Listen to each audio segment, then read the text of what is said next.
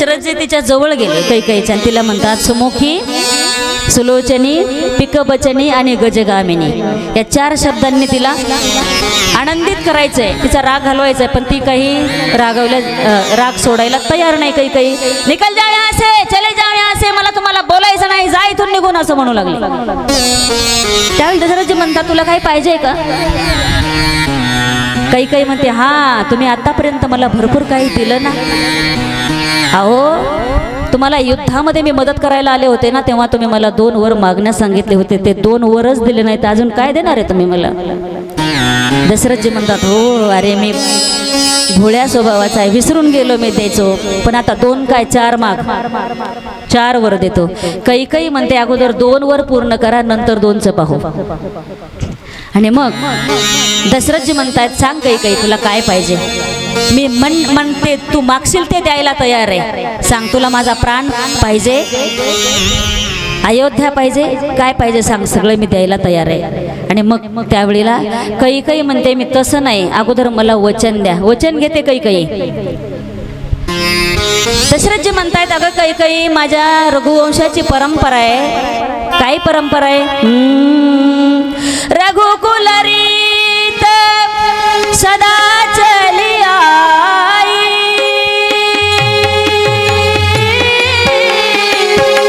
प्राण जाई परी वचन जाई. सिया राम जय जय राम, राम सिया राम जय जय राम.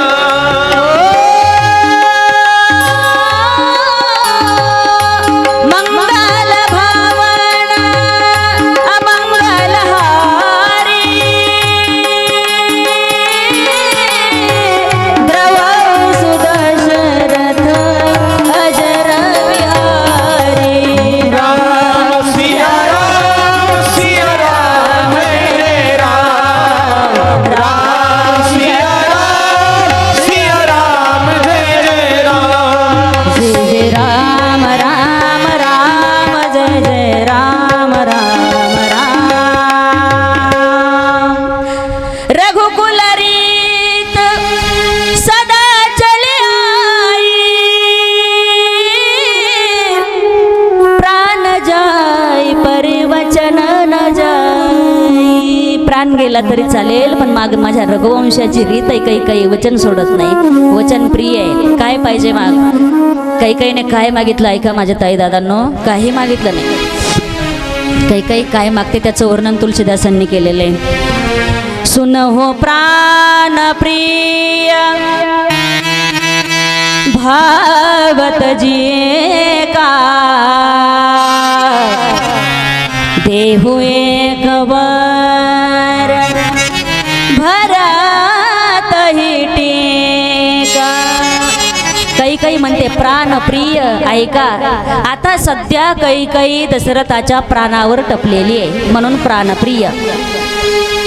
मागत दुसर बर कर जोरी, पुरवो नाथ मनोरथ मोरी. माझं मनोरथ पूर्ण करा. पण कोणतं? दशरथजीला आतापर्यंत वाटलं कैकईला काहीतरी मागायचं असेल म्हणून शांत आहेत दशरथजी. आणि मग कैकईच्या मुखातून शब्द निघाले. अपसवेश विशेष उदासी,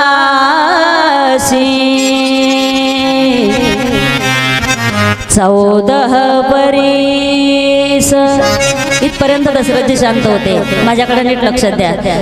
दशरथाला वाटलं कैकईला असं म्हणायचंय तुम्ही तपस्व्याचा वेश धारण करा, रामाला स्वाधीन राज्य करा आणि तपस्व्याचा वेश धारण करून आपलं तुम्ही हरिहरी भजन करा. पण पुढचं कैकईच्या तोंडातून वाक्य निघालं. तापस वेश विशेष उदासी, 14 बरीस राम वनवासी. तपस्व्याचा वेश वेश धारण करून रामाला 14 वर्षाचा वनवास. उद्याच हे शब्द ऐकले कैकेयीकडे नुसतं दशरथजी पाहू लागले. कैकेयी काय मागतेस? जाग्यावर आहेस ना तू? भान आहे ना तुझं जाग्यावर? कैकेयी विचार करून मागतेस? हो मी विचार करून मागते महाराज. कैकेयी पण रामाला 14 वर्षाचा वनवास का? ठीक आहे, तुला भरताला राज्य हवंय ना? आता सध्या भरत आणि शत्रुघ्न इथे नाहीत, आजोळाला गेलेले आहेत. भरताला तुला राज्य हवंय, भरताला राज्य दे. आपण भरताला बोलावून घेऊ आणि भरताला धूमधडाकेबाज अयोध्येचं राज्य देऊन टाकू. पण रामाला 14 वर्षाचा वनवास नको, त्याला वनवास नको. कैकेयीने सांगितलं महाराज एक तर उद्याच भरताला राज्य आणि उद्याच रामाला 14 वर्षाचा वनवास. राम 14 वर्षाचा वनवासाला नाही गेला तर कैकेयी मेली म्हणून समजा. आणि मरायच्या आत सगळ्या जगाला सांगेल दोन्ही हात वर करून की रघुकुल झोटा कुल आहे, वचन पाळणारा कुल नाहीये. असं ज्यावेळेस कैकेयी बोलली त्यावेळेला राजे दशरथजी म्हणू लागले, कैकेयी माझ्या कुळाला दोष देऊ नको ग कैकेयी, माझा रघुवंश मर्यादेचा वंश आहे, माझ्या कुळाला दोष देऊ नको. हे राम तू या राज्याचा अधिकारी राहिला नाही. दशरथजी हे राम म्हणून निचष्टित पडले, व्याकुळ झाले दशरथजी. आणि त्या दिवशीची रात्र इकडे सगळी अयोध्या आनंदाने नाचते. कल हमारे राम राजा होंगे हम उसकी प्रजा. त्यावेळेला रात्रीचा प्रहरी, कोणीही झोपलं नाही अयोध्येमध्ये. पहाट झाली, दुसऱ्या दिवशी सूर्योदय होऊ लागला, पण तरी सुद्धा आज राजे दशरथजी उठले नाहीत. आज एवढा मोठा जल्लोष आहे अयोध्येमध्ये, पण तरी काहीच हालचाल दिसत नाहीये. त्यावेळेला सुमंत प्रधान लवकरच उठले, सगळे अयोध्येमध्ये चक्कर मारले, पाहितलं. अयोध्येतले लोक म्हणू लागले, सुमंतजी आज रामाचा राज्याभिषेक आहे, पण तरी सुद्धा अजून दशरथजी जागे झालेले नाहीयेत. तुम्ही जाऊन पहा काय धोरण आहे ते. सुमंत प्रधानजी गेले, दशरथाच्या महालामध्ये गेले. दशरथजी निचष्टित पडलेले पाहितले. सुमंत प्रधानाने कैकेयीला विचारलं, महाराणी जी क्या हुआ है हमारे महाराज को? आमच्या महाराजांना काय झालं, हे असे का पडलेले आहेत? सुमंताने पाहितलं. त्यावेळेला कैकेयीने सांगितलं, म्हणे रात्रीपासून दशरथजी महाराज राम राम राम राम म्हणतायत. त्या आरती काहीतरी रामाकडं काम असेल, मलाही सांगता येणार नाही, तुम्ही रामाला घेऊन या. सुमंत प्रधान थरथर त्या पायानं रामाच्या महालाकडे निघाले. अयोध्येतल्या लोकांची चर्चा सुरू झाली. एवढा मोठा जल्लोष आहे अयोध्येमध्ये, प्रभूचा राज्याभिषेक आहे आणि सुमंत प्रधान काही बोलत नाहीत. लोक विचारू लागले सुमंताला, सुमंता काय झालंय, काही सांगा, काय झालंय? दशरथजी बरे नाहीत का? तब्येत बरी नाही का? त्यावेळेला सुमंत प्रधानाने कोणाला तरी सांगितलं की महाराज दशरथ निचष्टित पडलेले आहेत. सगळे शोकाकुल झालेले आहेत अयोध्येमधले.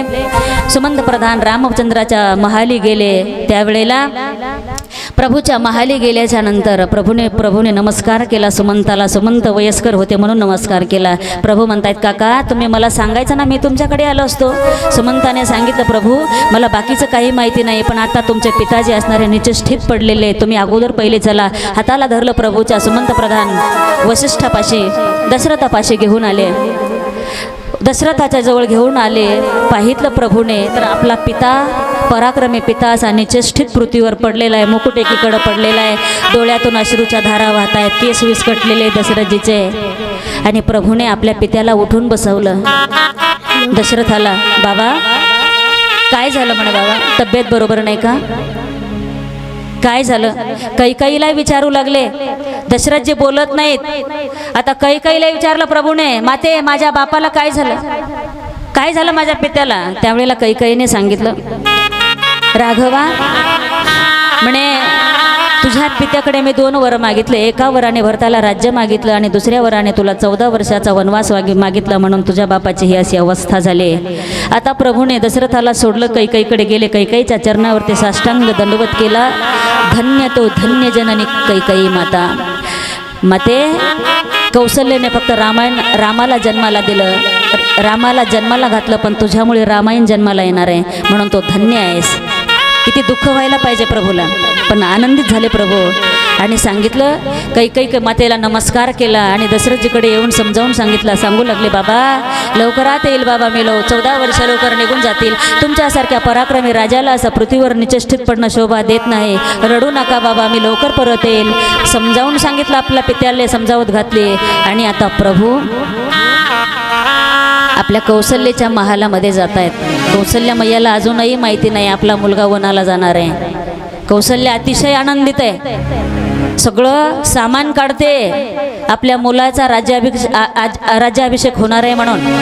कौशल्याच्या महालामध्ये प्रभू जात आहेत तेव्हा कौशल्य म्हणते, राघवा अजून आंघोळ केली नाही का रे म्हणे, तू अजून स्नान केलं नाही का? अरे हे तुझा मुकुट इथं ठेवलाय, तुझे वस्त्र इथं ठेवलेत, तुझा बाण तिथं ठेवलाय, उरक उरक पटकन घे स्नान करून, कार्यक्रमाची तयारी लवकर करायची, घे पटकन स्नान करून. अशी कौशल्य म्हणते. कौशल्याच्या हाताला प्रभूने धरलं, बसवलं आसनावरती, सांगितलं, माते मला अयोध्येचं राज्य नाही, माझ्या बापाने मला 14 वर्षाचा राज्य, वनातलं राज्य दिलंय, जे राज्य कायमस्वरूपी टिकणार आहे त्या वनाचं राज्य मला माझ्या पित्याने दिलेलं आहे, म्हणून मी 14 वर्षाकरता वनाला जातोय. कौशल्याची अवस्था चिचुंद्रीसारखी झाली. चिचुंद्री म्हणजे उंदरासारखा एक प्रकार असतो. जर समजा सापाने चिचुंद्री गिळली तर साप मरतो आणि चिचुंद्री सोडली तर साप आंधळा होतो. तशी अवस्था कौशल्याची झाली. सुमंता करवी कौशल्याला सर्व काही माहीत झालं आणि कौशल्य आता नुसती एकटक लावून पाहू लागली आणि जा म्हणावं वनाला तर आपली ममता आडवी येते आणि नको म्हणावं तर पित्याचं वचन आडवं येतं. काही समजेना. कौशल्याने आशीर्वाद दिला, राघवा जा बाबा, तुझ्या पित्याचं वचन आहे, पित्याचं वचन चांगल्या पद्धतीने तू निभाव, माझा आशीर्वाद तुझ्या पाठीशी आहे, वनातली देवी देवता हेच तुझे मायबाप समजून त्यांची सेवा कर आणि धर्ममार्गाने चालत राहा. आशीर्वाद दिला. कौशल्यामया फार विकोळ झालेले पण आशीर्वाद घेतला आणि आता प्रभू बाहेर निघताच तिथे सीतामय्या आली. सीतामय्याने त्यांचे शब्द ऐकले आणि सीतामय्या डाव्या पायाच्या अंगठ्याने जमीन उकरत सीता म्हणते, प्रभू मी आज जे काही ऐकलंय ते खरं आहे, आत्ता ऐकलेलं? प्रभू म्हणतायत, हो सीते, जाणार आहे मी 14 वर्ष वनवासाला, मग मीही येणार आहे तुमच्या बरोबर.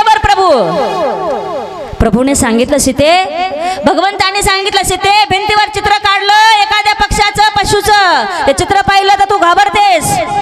वनामध्ये वाघ असतात, सिंह असतात, हिंस्र पक्षी असतात, अकराळ विकराळ आवाज करतात, खायला नाही प्यायला नाही, अनवणे पायाने चालायचंय, तू दम धरणार नाही, तू इथेच थांब, तुला इथं थांबू नाही वाटलं तर तुझ्या बापाकडे जा, पण तू वनाला येऊ नको. त्यावेळेस सीतामय्या बोलते, काय बोलते?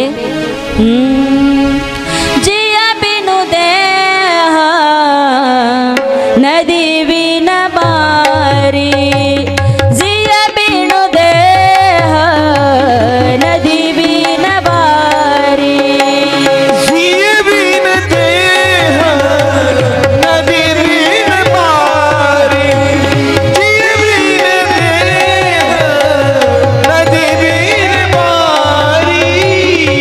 कैसी अनाथ पुरुष विना नारी. सीतामय्या सांगते, राघव पुरुषाशिवाय स्त्रीचं जीवन अधुरं आहे, पाण्याशिवाय नदी अधुरी आहे, गोडीशिवाय साखर अधुरी आहे. तसं प्रभू चंद्र तेथे चंद्रिका, संत तेथे विवेका, शंभू तेथे अंबिका, जिथं तुम्ही असाल तीच माझी आयत आहे आणि तेच माझं सर्वस्व सुख आहे. मी तुमच्या बरोबर येणार प्रभू, असं समजा. जर समजा मी तुमच्या सोबत नाही आले तर ही सीता जिवंत राहणार नाही. म्हणून मी तुमच्या सोबत जशा परिस्थितीत तुम्ही राहाल तशा परिस्थितीमध्ये मीही वनाला येणार. आणि सीता म्हणते, जिया बिनु देह नदी बिन बारी, कैसी अनाथ पुरुष विना नारी, जिया बिनु देह नदी बिन बारी, जिया बिनु देह नदी बिन बारी, तैसी अनाथ पुरुष विना नारी.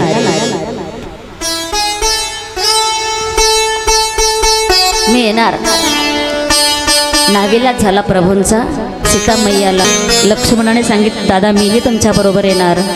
भगवंताने सांगितलं, अरे लक्ष्मणा, आता सध्या भरत शत्रुघ्न इथे नाहीत, आपला पिता निश्चित पडलेला आहे, राज्य चालवायला कोणी नाही, राज्य चालवणं हे तुझी जबाबदारी. आता तू इथे थांब आणि अयोध्येचं राज्य चालव. लक्ष्मणजी सांगतात, दादा जर हा लक्ष्मणाला तुम्ही नाही घेऊन गेले तर हा लक्ष्मण तुम्ही येईपर्यंत जिवंत राहणार नाही, मेला म्हणून समजा. आज्ञा मिळाली लक्ष्मणाला हे. आणि आता लक्ष्मण ही प्रभू राम लक्ष्मण सीता तिघेही निघाले. पण प्रभूने सांगितलं, लखन तू आलायस पण आता आमच्यासोबत असाच कसा येणार? एकदा विचारून ये, सुमित्रा मातेला विचार, उर्मिलेला विचार, एकदा विचारून ये बायकोला. ऐका, लक्ष्मण म्हणजे धावत धावत धावत धावत गेले सुमित्रा मातेकडे. सुमित्रा माता अशी लांब होती, लांबून आवाज दिला, मैया मैं जा रहा हूँ 14 साल जंगल, भैया के साथ और भाभी के साथ, वहिनी सोबत आणि दादा सोबत निघालो मैया वनाला 14 वर्ष. सुमित्रेने सांगितलं, इकडे रे इकडे रे. लक्ष्मणाला जवळ बोलावून घेतलं. बोल मैया. म्हणजे तू माझाच मुलगा आहे का रेस? माझाच मुलगा आहेस? हो मैया, मी लक्ष्मण आहे, मी लखन आहे, तुझाच मुलगा आहे. नाही नाही नाही, तू माझा मुलगा आहेस का? मी तुझाच मुलगा आहे मैया, तुझा लखन आहे, ओळखलं नाही का तू? तुझाच लखन आहे. नाही नाही नाही, तू माझा मुलगा असूच शकत नाही. सुमित्रा म्हणते लक्ष्मणा, जर समजा माझं दूध पिलेला जर तू लखन असतास ना, तर तू मला विचारायला परत आला नसतास. तुझा दादा आणि वहिनी वनवासाला निघाले 14 वर्षाकरता, मला न विचारता तो वनाला गेला असतास तर मी समजलं असतं माझं आज दूध सार्थकी झालं. पण तू मला विचारायला आलायस, हे तुझं कर्तव्य नाही. पण तरीही मी तुला आज्ञा देते लखन, जा, माझा आशीर्वाद आहे. आणि जंगल वन हेच तुझी अयोध्या आहे. वनातली वन देवता, वृक्ष वेली हेच अयोध्येतले नरनारी आहेत. राम तुझा पिता आहे आणि सीता तुझी माता आहे. माता पिता समजून त्यांची सेवा कर. आणि निघाले लक्ष्मणजी. निघाल्याच्या नंतर पुन्हा आवाज दिला सुमित्रेने पाठीमागून, लखन थांब, इकडे रे. लक्ष्मणजी आले धावत. क्या माँ? लक्ष्मणा, स्वप्नात सुद्धा कधी ईर्ष्या येऊ देऊ नको की मी रामाची सीताची पूजा केलेली आहे म्हणून, आपल्या माता पित्याची पूजा केली म्हणून. लक्ष्मणजी जरा जवळ आले आणि विचारू लागले, मा स्वप्न कधी पडतं? म्हणजे झोपल्यावर स्वप्न पडतं आणि स्वप्नात ईर्ष्या येते, असंच ना? तू असंच म्हणते ना? मग जर समजा झोपल्यावर स्वप्न पडतं आणि स्वप्नात ईर्ष्या येते, तर हा तुझा लखन तुझ्या चरणाची शपथ घेतो. उजवा हात सुमित्रेच्या चरणावरती ठेवला लक्ष्मणाने आणि सांगितलं, हा लखन तुझ्या चरणाची शपथ घेतो की 14 वर्ष मी झोपणार नाही आणि अन्न पाणी घेणार नाही. 14 वर्ष तिथून पुढे लक्ष्मणजी झोपले नाही. आणि लक्ष्मणजीने सुमित्रा मातेला नमस्कार केला आणि लक्ष्मणजी निघाले.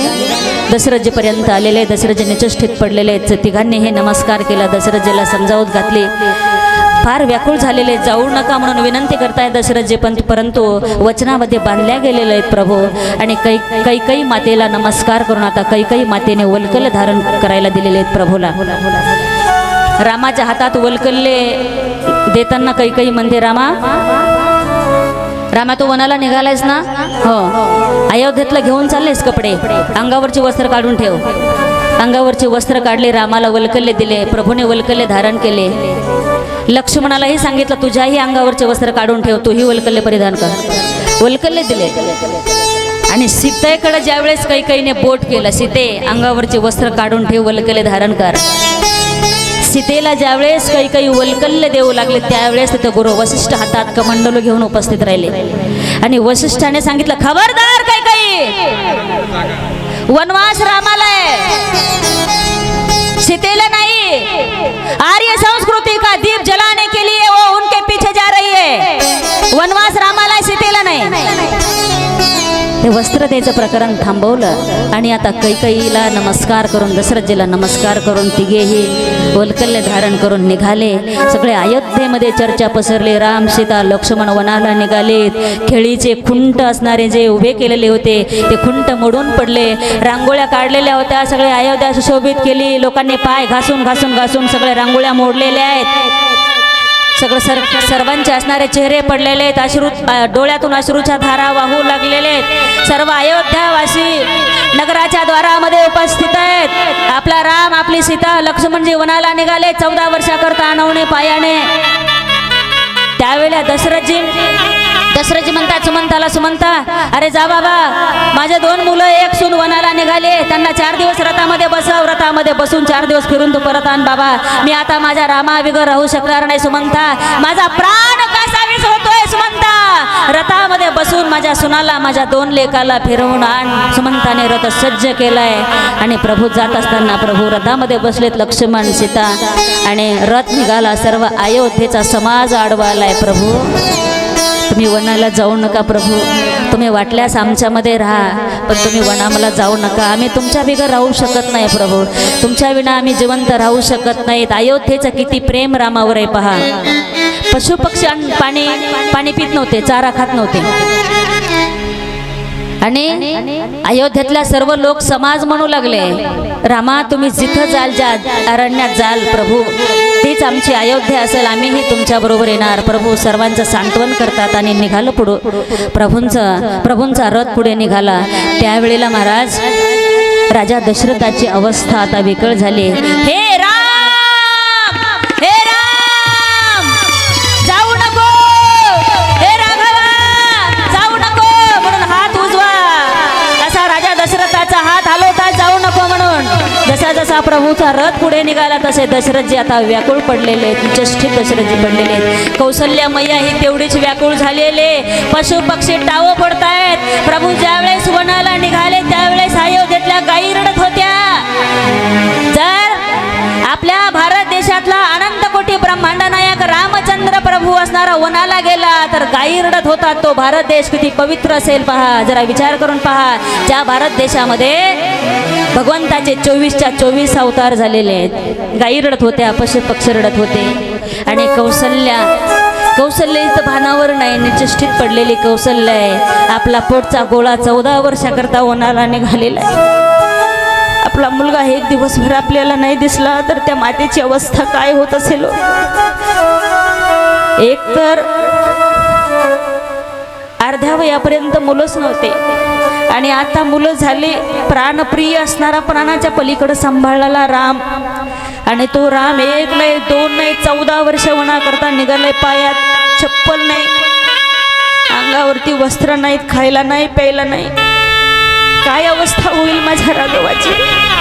कौसल्या रडू लागली, राघवा नको रे जाऊ बाबा. कौसल्य मैया विनंती करते आणि काय म्हणते,